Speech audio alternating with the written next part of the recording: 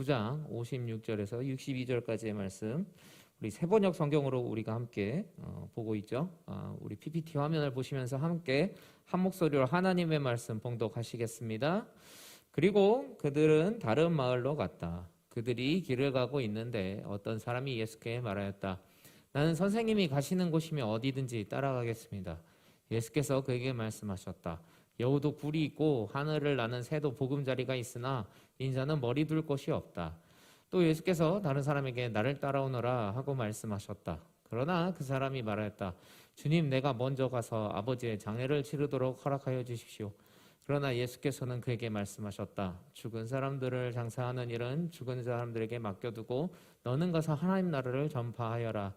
또 다른 사람이 말하였다. 주님, 내가 주님을 따라가겠습니다. 그러나 먼저 집안 식구들에게 작별 인사를 하게 해주십시오. 예수께서는 그에게 말씀하셨다. 누구든지 손에 쟁기를 잡고 뒤를 돌아보는 사람은 하나님 나라에 합당하지 않다. 아멘. 전투 준비 완료라는 조금 무거운 주제인가요? 주제를 가지고 오늘 하나님의 말씀을 나누겠습니다. 우리가 오해하지 말아야 되는 게 있습니다. 그 사람의 그 모습을 딱 보고 저 사람은 저런 거야 라고 딱 단정 지으는 건 조금 위험한 일입니다. 예를 들면 어떤 사람이 막 화를 냅니다. 그리고 막 안절부절 못합니다. 그럴 때 그냥 저 사람은 화를 잘 내는 사람이야, 화가 많은 사람이야, 내지는 저 사람은 좀 불안한 사람이야, 이렇게 쉽게 판단할 수 있지만 중요한 것은 이 상황에 따라 언행의 의미가 매우 달라진다는 것입니다. 그 상황에 따라서 아무리 침착한 사람도 당황할 수밖에 없고 아무리 화를 잘 참는 사람도 화를 낼 수밖에 없다는 걸 우리가 조금 기억을 할 때 오늘 설교는 이 전제를 반드시 우리가 깔고 가야 된다는 걸 먼저 말씀을 드립니다. 제가 하린이가 1살 때였나요? 2살 때쯤이었습니다. 왕십리 역사에서 이제 그때는 하이리가 태어나기 전이었죠. 막 하린이가 조금 걸어 다닐 때였던 것 같아요. 아마 아내는 이 둘째 하이리를 임신하고 있는 상태였던 것 같고요. 이렇게 왕십리 역사에 보면은 그 왕십리 역사 스타 커피숍이 있죠. 거기 앞에 보면 약간 분수 같은데 이렇게 지금은 그게 무슨 말도 있고 막 그렇더라고요. 돌아가는 그런 회전인데 그때 당시에는 그냥 벤치였어요.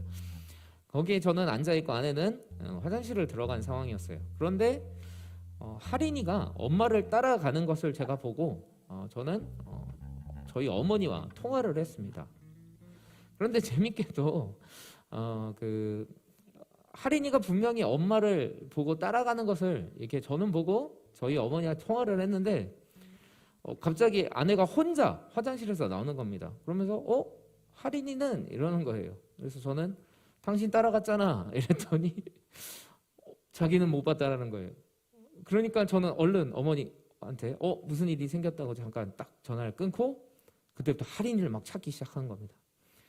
여러분들 알다시피 저와 소희 사모가 그렇게 막 사람들 귀찮게 하는 거 별로 좋아하는 사람이 아닙니다. 큰 소리 내는 거 좋아하는 사람이 아니에요.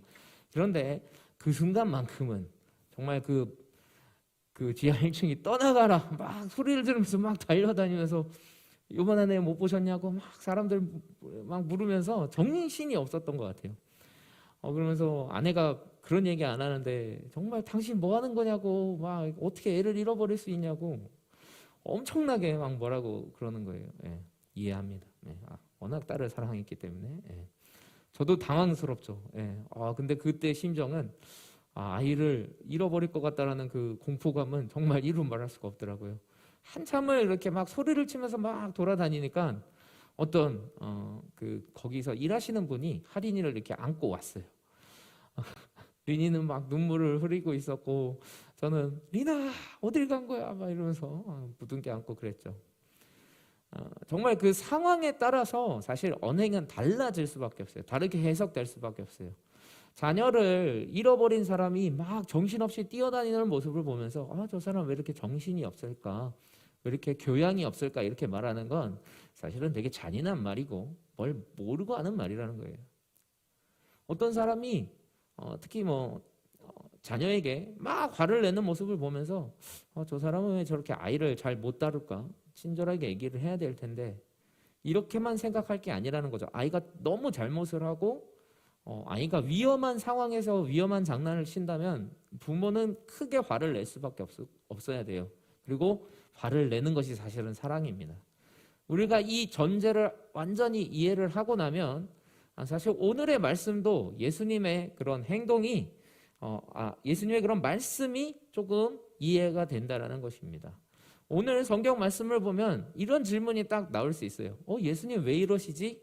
라는 질문이 자연스럽게 나올 수 있는 게 오늘 본문입니다. 오늘 본문의 시작 이렇게 됩니다. 그들이 길을 가고 있는데 어떤 사람이 예수께 말하였다. 나는 선생님이 가시는 곳이면 어디든지 따라가겠습니다. 오늘 시작이 보면은 그리고 그들은 이렇게 다른 마을로 갔다 이렇게 시작되는 거. 저번 주 설교 기억하시죠? 사마리아로 제자들이 갔는데 어떻게 됐죠? 거절당했죠. 그래서 그들이 다른 마을로 갔다라는 걸로 이렇게 시작이 되는 거죠. 아마 분위기는 어땠을까요? 좀 침체됐을 겁니다. 제자들이 조금 어떻게 우리 선생님을 이렇게 무시할 수가 있지? 사마리아 나름 우리가 이렇게 하향 지원했는데 왠지 떨어진 듯한 느낌? 당연히 오케이 할 줄 알고 많이 양보해서 갔는데 거절당하니까 제자들이 많이 낙담됐을 거라는 거예요. 분위기가 좀 다운됐을 거라는 거예요. 그래서 막 예수님 보고 불을 내려버립시다 막 이렇게 얘기했는데 예수님한테 오히려 혼나고. 그러니까 어떤 제자가 나름 분위기 반전을 조금 꽤 한 것 같아요. 예수님, 저는 예수님 가는 곳이면 어디든 따라갈 겁니다. 나름 예수님을 조금 이렇게 복도다 응원하려고 또 예수님에게 자기의 충성심을 조금 드러내려고 하는 행동이었지 않나 그렇게 예상이 됩니다. 침체된 분위기를 좀 반전시키려고 하지 않았나 이런 생각이 들어요. 그런데 예수님이 그래 고마워 그래 너밖에 없다 그래 우리 열심히 해보자 이렇게 얘기하시면 참 좋았을 텐데 전혀 다른 말씀을 하시는 거예요. 여우도 굴이 있고 하늘에 나는 새도 보금자리가 있으나 이 인자는 머리 둘 것도 없다. 이 말이 어떤 의미입니까? 너 나 따라온다고? 나 갈 데 아무 데도 없다. 짐승들도 다 집이 있는데 나는 갈 데가 없다. 너 그래도 나 따라올 거야? 약간 되게 차갑게 반응을 하시는 것처럼 느껴질 수 있지 않습니까? 너 그 말 함부로 하는 거 아니다. 이런 뉘앙스처럼 들린다라는 거죠. 그러고 나서 예수님이 갑자기 이런 행동을 하십니다. 또 다른 사람에게 나를 따라오너라. 이렇게 얘기를 하는 명령을 하시는 거예요. 그 이야기를 듣고 그 사람의 근데 반응은 어떻습니까? 내가 먼저 가서 아버지의 장례를 치도록 허락하여 주십시오.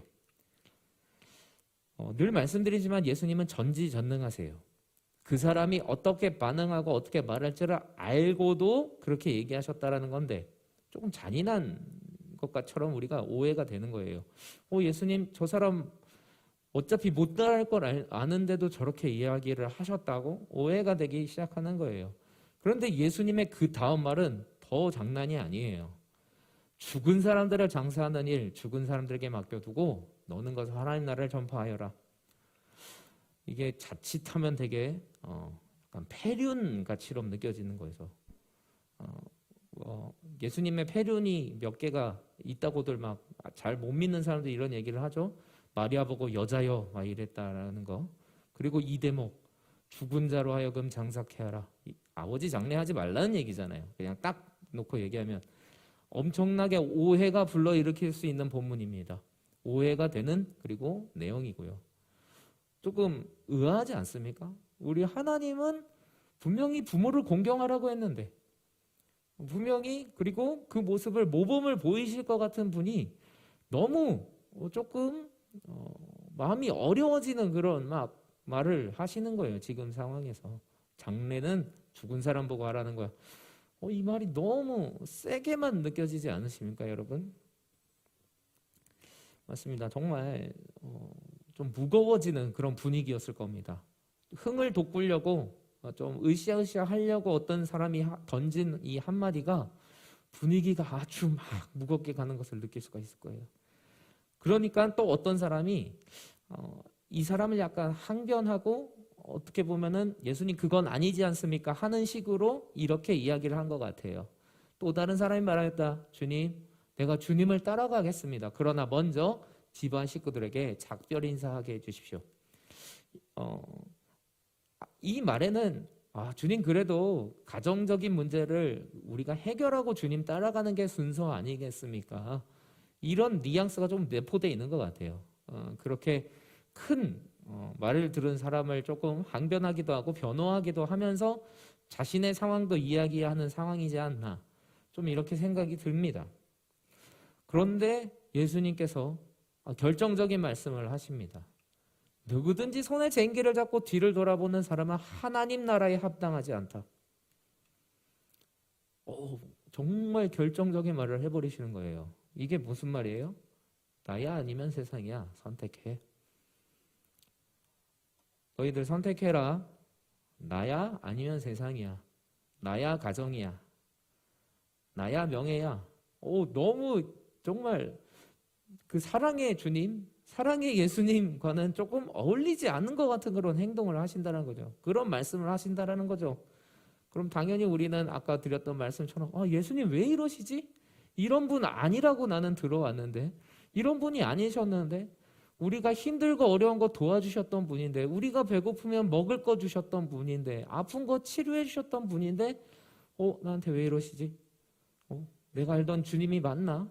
오해가 되기 시작한다라는 거예요. 그런데 누가복음의 장점 누누이 말씀드립니다. 그 역사적인 그 순서대로 배치를 했다고 말씀드렸죠. 이해가 안 될 때는 앞 뒤를 봐야 돼요. 아까 말씀드렸듯이 상황을 봐야 된다는 겁니다. 길고 길었던 9장이 드디어 오늘로 끝납니다. 9장의 마지막이 이거고 10장 시작이 되는 말씀입니다. 우리 다음 주 본문이지만 한번 읽도록 하겠습니다. 이 일이 있은 뒤에 주님께서는 다른 72사람을 세우셔서 친히 가려고 하시는 모든 마을과 모든 곳으로 둘씩 앞서 보내시며, 자, 이 일이 있은 후에 70명을 선발하십니다. 72명이죠. 72명을 선발하셔서 본인이 갈 그 마을을 미리 그들로 하여금 복음화를 시키신다는 거예요. 여기서 다른 일이 나왔다는 건 12제자가 앞서서 한번 그 일을 하지 않았습니까?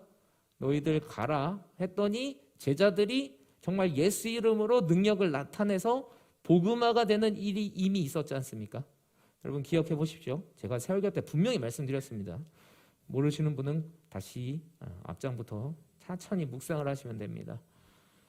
그런데 그 12제자 외에 같이 있었던 그 무리 중에 70여 명을 선발하여서 그들도 보내시는 거예요. 즉 복음화를 위해서 내보내시는 겁니다. 할렐루야. 여러분 이제 조금 이해가 되기 시작하는 거예요. 예수님이 그토록 강하게 세게 말씀하신 게 조금 이해가 되기 시작하는 거예요. 그리고 3절에 10장 3절에 예수님은 이런 말씀을 하세요. 가거라. 내가 너희를 보내는 것이 양을 이리 가운데로 보내는 것과 같다. 엄청나게 치열한 영적 전쟁, 그뿐만이 아니라 엄청나게 위험한 상황 가운데 그들이 가야 된다는 것을 예수님이 아셨다는 거예요. 예수님은 아세요. 우리의 상태를 너무 잘 알아세요. 우리가 그냥 내던져졌을 때 분명히 낙담할 것 같으면 미리 백신을 놔주시는 거예요. 준비시키신다는 거예요. 앞서 말씀드렸던 예수님 왜 이러시지? 간단해요. 전투를 준비하시는 거예요. 너희들 이제 복음을 들고 나갈 건데, 복음을 들고 내가 갈 그 마을을 먼저 너희들이 갈 건데 엄청난 전투가 있을 거야. 이리가 너희들을 물어뜯으러 달려올 거야. 그런데 너희들은 양처럼 약한 존재들인데 어떻게 할래? 싸워야 되잖아. 너희들 정신 차려. 너희들 그런데 그렇게 세게 말씀하시는데 이면에는 그들로 하여금 내가 지금 어떤 상황 가운데 어떤 분을 모시고 있지를 다시 한번 되새기게 하신 거라는 거예요. 영적 전투가 치열하게 벌어져서 그들이 낙담되고 실망할 것을 걱정하시고 염려하시는 거예요.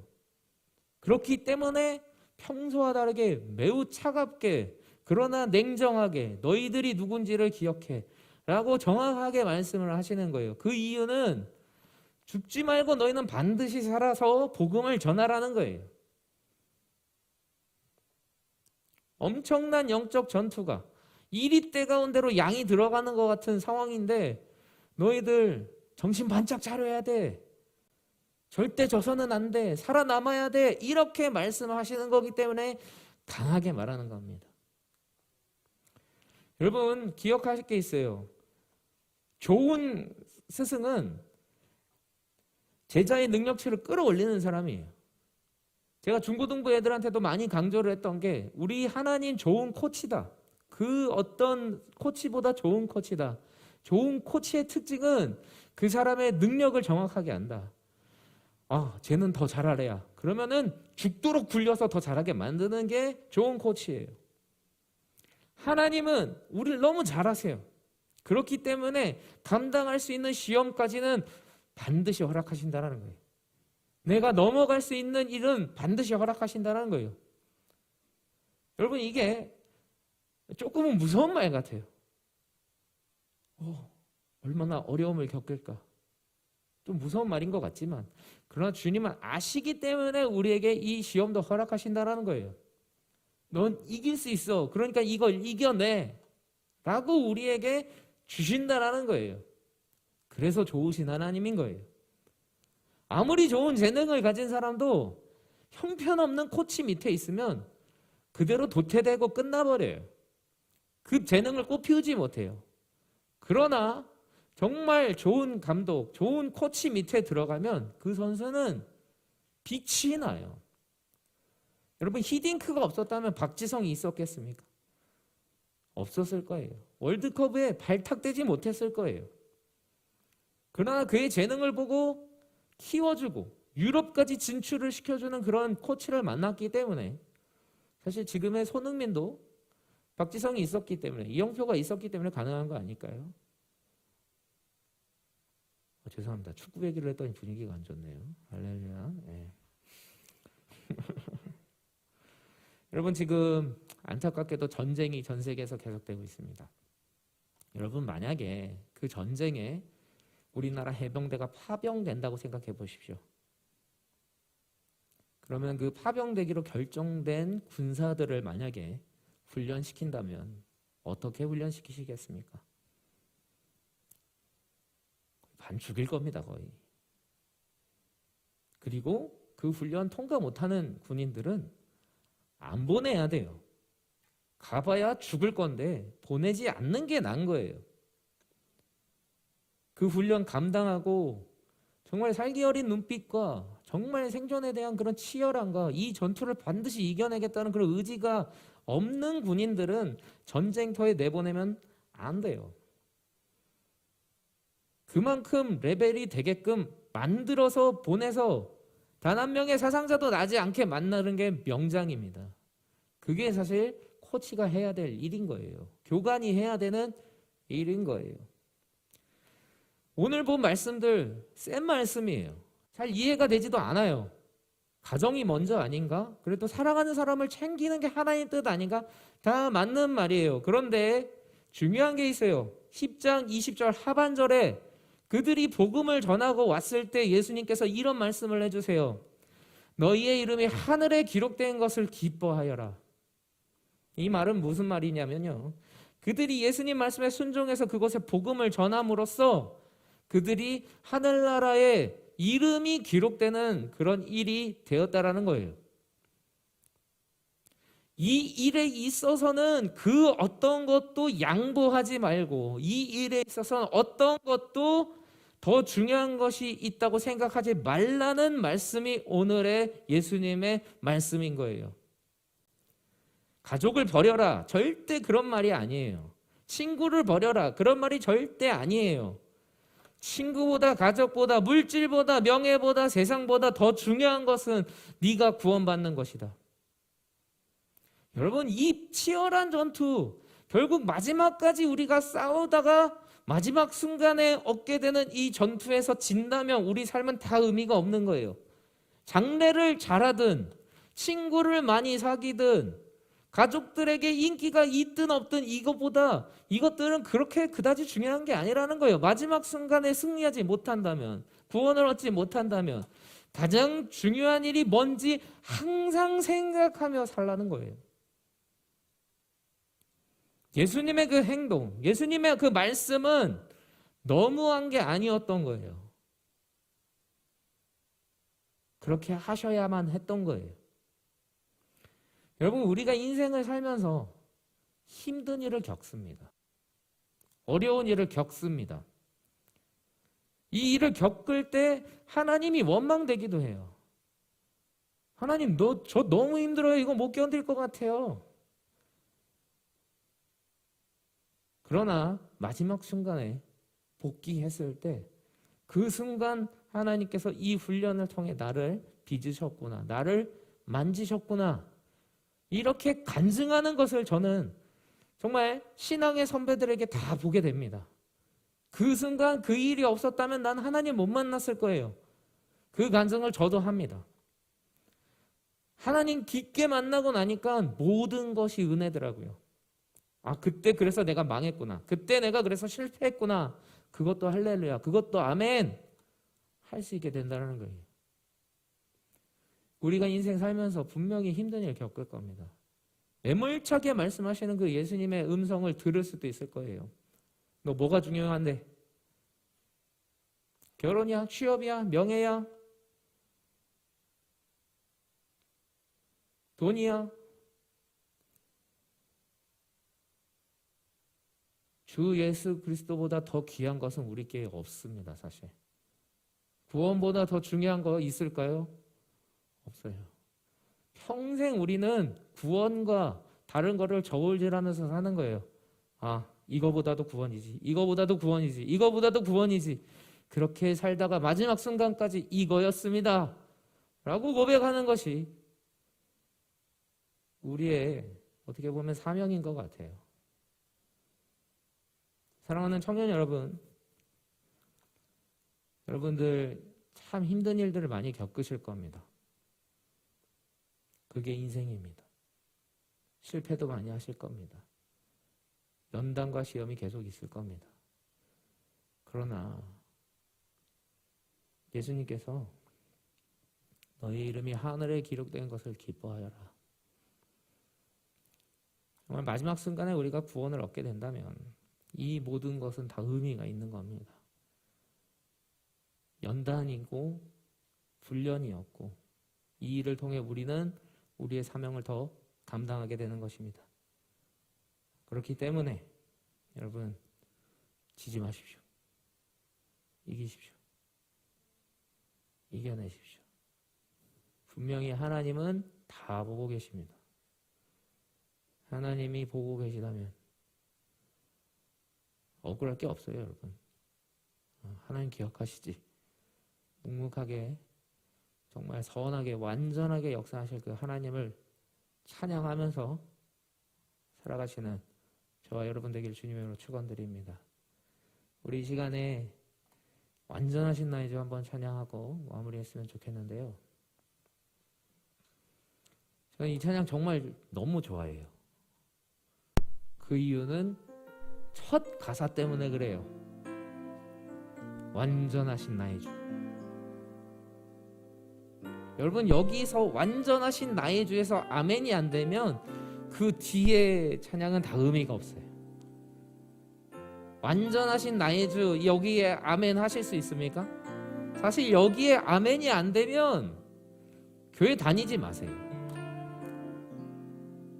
하나님이 하시는 일, 하나님이 이끄시는 일이 완전하지 않다면 하나님 믿지 마세요. 세상적으로 사세요.